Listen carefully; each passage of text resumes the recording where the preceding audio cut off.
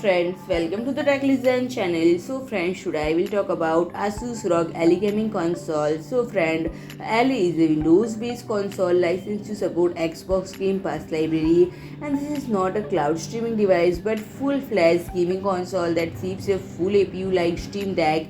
And ASUS first handheld gaming console is to support an AMD Ryzen APU which is custom built for this product, and ASUS is not confirming what type of APU would be used apart from calling it the fastest APU yet. And friend, a video from Dev2D shed more light on the APU. It is now confirmed to be 4nm APU with Generation 4 CPU and RDNA 3 graphics, and we are probably looking at a custom AMD Phoenix APU. ASUS promised gorgeous and smooth Full HD gaming experience, and according to it is a 500 nit 1080p display with a 16:9 aspect ratio. It not only brighter, it is also much more responsive with 120Hz and 5ms response time. So friend, if you like my video, please do like, share and comment, and don't forget to subscribe my channel and press the bell icon.